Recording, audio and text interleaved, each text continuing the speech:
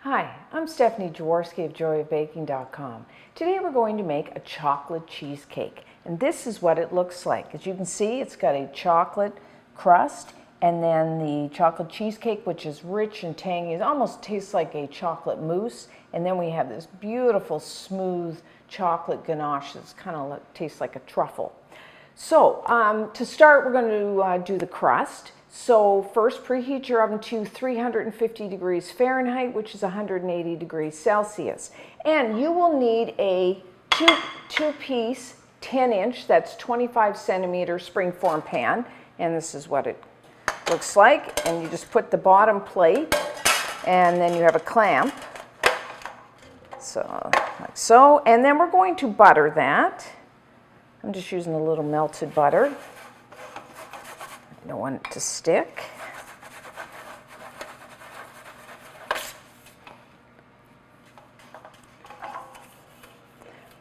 I find it easier to use the melted butter and then with the pastry brush rather than just take a cold piece of butter and try to butter your pan. Okay, so that looks good. So now for our crust, you will need 1.5 cups, which is 150 grams of chocolate wafer crumbs. Now you could buy chocolate wafers like this, or there is a recipe along with the video on the website on how to make chocolate wafers. And then you want to process them into crumbs like I've done here. Now you can do that in your food processor, or you could just put your chocolate wafers in a Ziploc bag and just use like a rolling pin or something just to make them into crumbs. And then to that, I'm going to add 1/3 cup, that's 75 grams of melted butter. You could use either salted or unsalted, whatever you have. And I'll stir that until all the crumbs are moistened.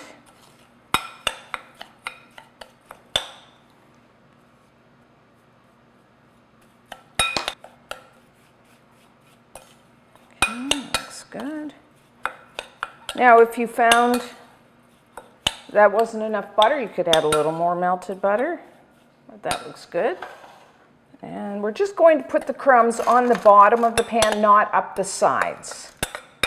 So that way we can see all the different layers of our cheesecake. And then I'm just using the back of my spoon to just make an even layer. And then really press it down to give her to compact it.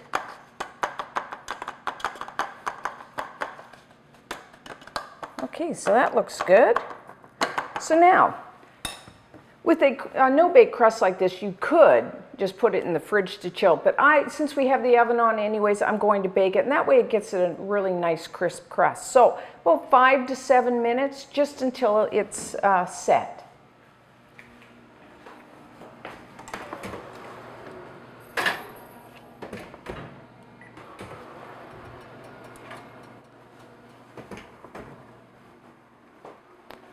Okay, chocolate crust is now done. You can see it's just set. So put it on a wire rack and then we'll just let that cool.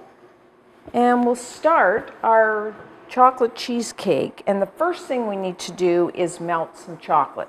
So I have a saucepan of simmering water, and in a heat-proof bowl, put 12 ounces, that's 340 grams.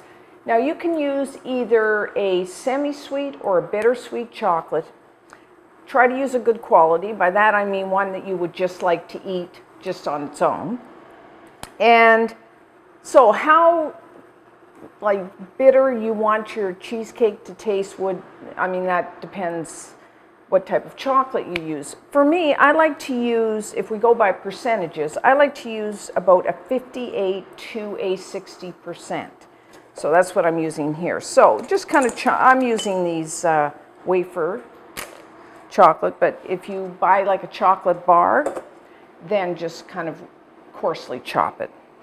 So I'm just going to put that over simmering water and until it's nice and melted and smooth. Okay, so our chocolate is melted. Just remove it from the heat, give it a good stir. So what I'm going to do is just let this cool to room temperature, and when I come back, we will start our cheesecake batter. So now for our cheesecake batter. If you have an electric stand mixer like I have, use your paddle attachment, or you could use a hand mixer, or really you could just do this by hand with a wooden spoon, because when you make a cheesecake batter, you're not trying to beat a lot of air into the batter, you're really just mixing all the ingredients together. So the first thing we need is 3 8-ounce packages, that's 680 grams of full fat cream cheese, and have your cream cheese at room temperature. And then I'm just going to beat this just until it's nice and smooth.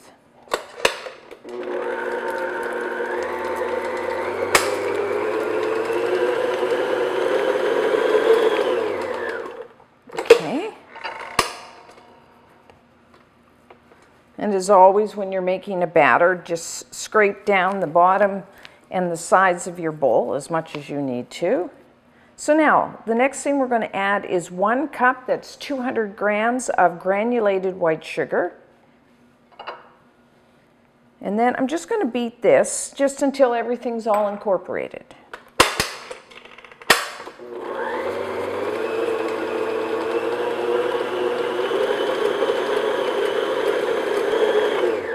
Okay, that looks good. We're just like I said, we're just mixing everything together. So have your mixer speed like on medium. You don't need it on high speed for this.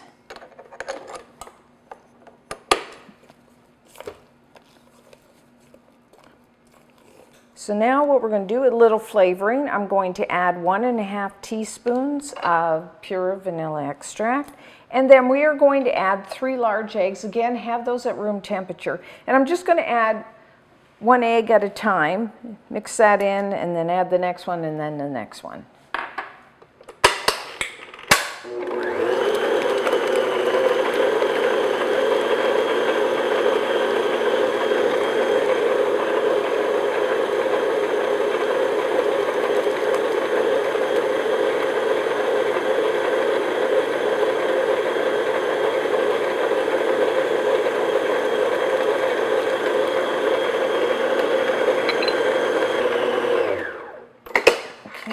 Going to check this. When you're doing a cheesecake batter, you really have to scrape your bowl a lot because that cheesecake is so, or that cream cheese is so thick. And we want to make sure it gets all mixed in with the other ingredients. So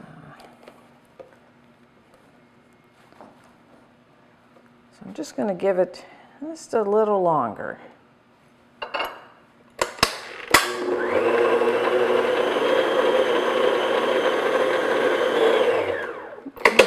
That looks good. Let's give it a good stir here. See, this is what we're looking for. Nice and smooth, creamy. Cheesecake batter really is quite easy to make, as you can see. So now what we're going to do is add our melted chocolate. Just want to check that, make sure it's cooled down, because you don't want to add a really hot chocolate to your batter. Melt everything, which we don't want.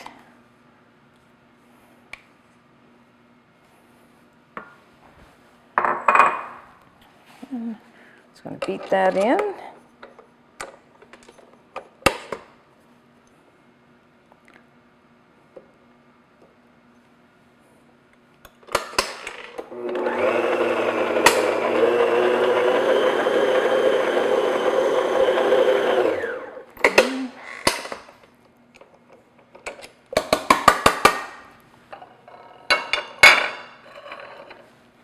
I'm just going to get, as you can see,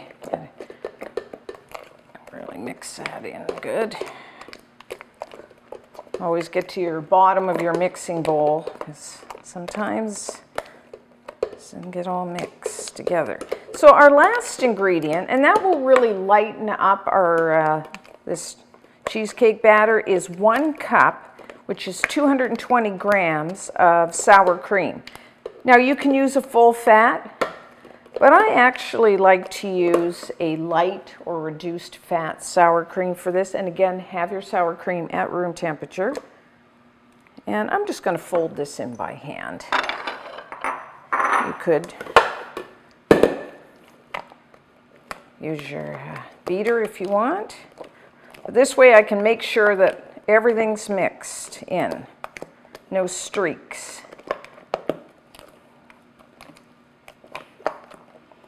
You really smell that chocolate in here.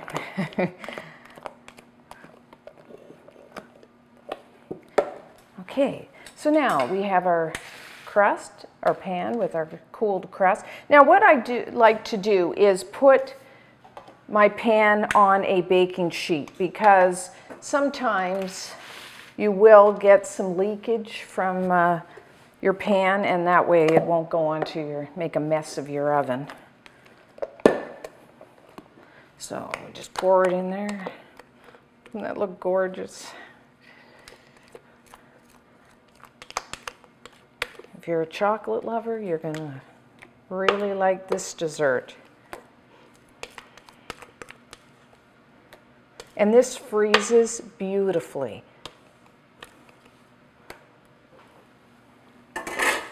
And then I'm using a offset spatula, just the back of a spoon, just spread it out, nice and even.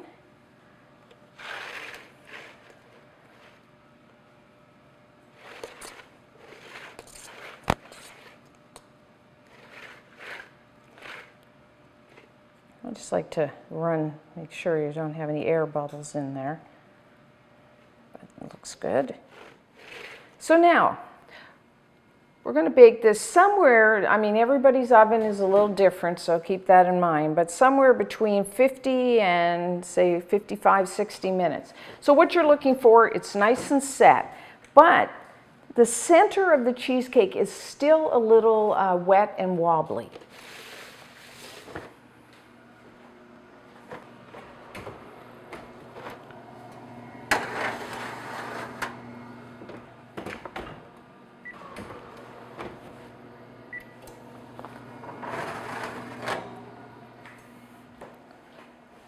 Okay, here's our chocolate cheesecake. Doesn't that look great? You will get a little cracking, don't worry, because we are going to cover that with a chocolate ganache. So now what you want to do, because as it shrinks, as it cools, it will shrink a little. So what we're going to do is take either a knife or I'm using a spatula and just run it around the inside here. So that way, it won't, if it's sticking, release it from the sides.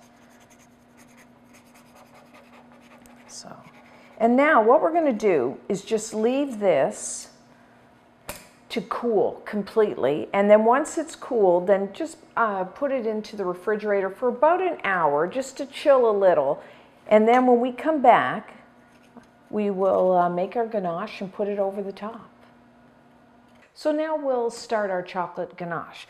So you will need 4 ounces, that's 115 grams of either a semi-sweet or bittersweet chocolate that you just like to eat out of hand, and then just finely chop that and put it in a bowl. And then to that I'm going to add, you will need 1/3 cup, that's 80 milliliters of heavy whipping cream, heavy cream. That's cream with a 35 to 40% butterfat content. And you will need 1/2 tablespoon, 6 grams of butter. And then you want to bring the butter and the cream just up to a simmer. Now you can do that in a saucepan on the stove, or you could do it in your microwave. I actually just did it in my microwave. And then just pour the hot cream over your chocolate and then just gently stir it, just until the chocolate is all melted. Now if you found that the cream maybe wasn't hot enough or it didn't melt your chocolate, you could just pop it in the microwave for a couple seconds. So what I'm going to do, it's almost all melted. I'm just going to leave this just to thicken up, cool down a little, because we're going to pour it over on top of our cheesecake, so we don't want it really hot. So what I'm going to do is just put this aside and let it chill and thicken up, maybe 10, 15 minutes. And when we come back, we'll we'll pour it over top of our cheesecake. Okay, so our ganache is thickened up just a little. And so what I did is, remember I told you to cool your cheesecake to room temperature and then put it into the fridge. So I put it in just about an hour, just so it firms up a little. And then pour your ganache over the top.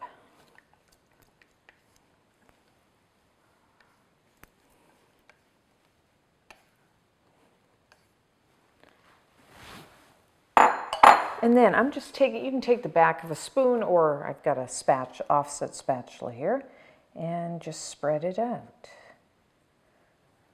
That looks gorgeous. Nice and shiny. Really finishes off the cheesecake nicely. So then once I do this, then I'm going to put it back into the fridge and let everything chill. Now, my personal preference is to let this chill, like cover it with a piece of plastic wrap and put it in the fridge overnight, because I find it really needs that time to firm up. And you know, if you cut it on the same day, I find that the chocolate is still quite sharp. And if you let it just chill overnight, it just softens and all the flavors have time to merge together, and I think it's much better. Now, like I said, you can freeze this as well, because it is a large cheesecake, although it's perfect if you're having a large gathering. So there we have it. I mean, doesn't that look gorgeous? Now, I did make one yesterday so that I can show you how to cut a cheesecake. So what I do is I have a glass of hot water here.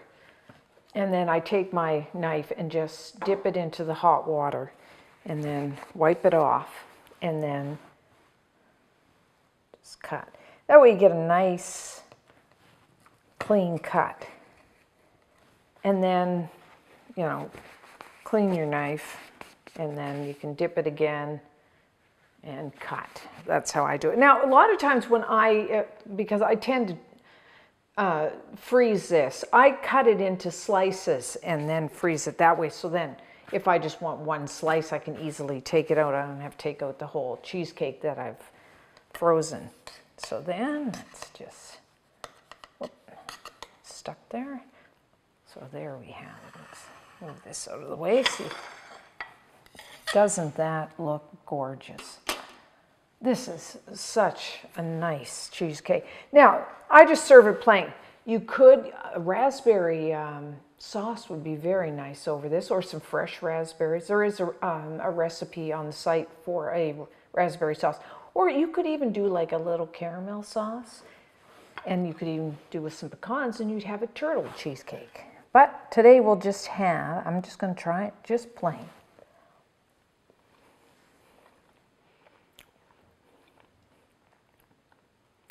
It's really good. You get the graininess of that chocolate crust, and then that cheesecake filling it does taste like a really nice rich chocolate mousse. And then the ganache over top, like I said, tastes like a truffle. So a really nice, decadent. So cut it into small slices because this is very rich. So enjoy, and until next time, I'm Stephanie Jaworski of joybaking.com.